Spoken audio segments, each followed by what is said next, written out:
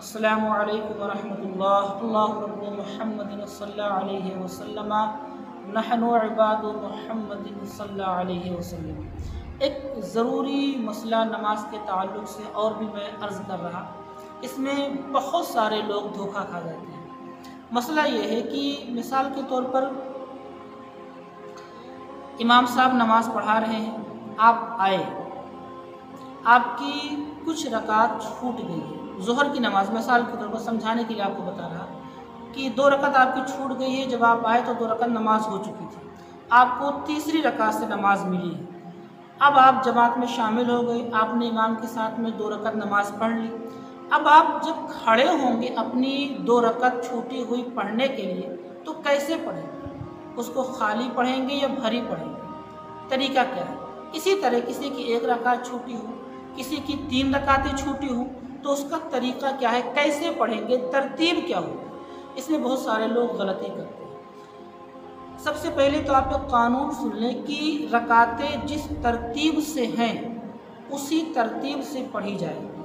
मिसाल के तौर पर 4 रकात फ़र्ज़ है तो उसमें पहली और दूसरी रकात भरी है, तीसरी और चौथी रकात ये खाली है। और भरी खाली मैं ये बता चुका पहली वीडियो में। तो जब आप अपनी बकिया रकातें पढ़ने के लिए खड़े होंगे तो उसी तरतीब से पढ़ेंगे, यानी पहले 2 रकातें भरी हैं तो भरी पढ़ेंगे, फिर खाली है तो खाली पढ़ेंगे। किसी की 2 रकातें नमाज छूट गई, 2 रकात मिली है, अब दोनों रकातें जो भरी हैं वही छूटी हैं, खाली दोनों मिली हैं। अब जब आप खड़े होंगे तो कैसे पढ़ेंगे? तरीका ये है कि आप दोनों भरी पढ़ेंगे, यानी सूरह फातिहा के बाद में आप सूरत मिलाएंगे, दोनों में मिलाएंगे, क्योंकि आपकी दोनों भरी छूटी। एक तो ये हो गया।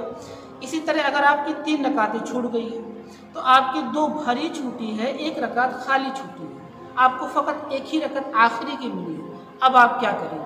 आपको 3 रकातें पढ़नी है।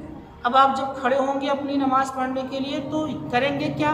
अब तरतीब क्या है कि पहले 2 रकातें भरी हैं, फिर 1 रकात खाली है। तो पहले आप 2 रकात भरी पढ़ेंगे, फिर 1 रकात खाली पढ़ेंगे। आपको 1 ही रकात मिली है, अब आप 1 रकात भरी पढ़ेंगे, यानी सूरह फातिहा के बाद में कोई सूरत मिलाएंगे, आपकी 2 रकातें हो गई। एक तो इमाम के साथ में आपको मिली, एक आपने पढ़ी। आप बैठ जाएंगे, अत्तहियात पढ़ेंगे, उसके बाद फिर आप खड़े हो जाएंगे। खड़े होने के बाद फिर आप 1 रकात भरी पढ़ेंगे। अब आपको 3 रकातें हो गई, दोनों भरी हो गई। उसके बाद में फिर आप आखिरी जो रकात पढ़ेंगे उसको खाली पढ़ेंगे। ये जो मसले हैं, इस तरह के जो मसाइल हैं वो अक्सर पेश आते रहते हैं, इनका जानना हर मुसलमान के लिए ज़रूरी है। अस्सलामु अलैकुम वरहमतुल्लाहि।